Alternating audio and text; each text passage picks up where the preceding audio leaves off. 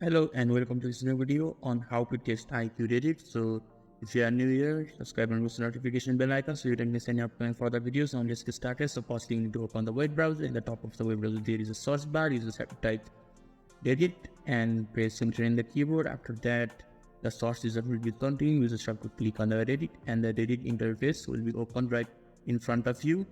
So in order to test the IQ, you can just go to the search bar that is on the top side, and here you can just type IQ tests, and there will be the subreddits where you can test your IQ. You can just scroll down and search for the test that you want to do in order to check your IQ.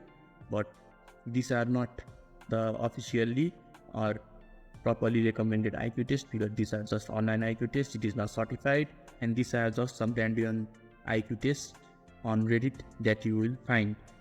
So in order to test your IQ, you can just go to the web browsers, or you can go to an officially certified IQ test exams and you can find your IQ.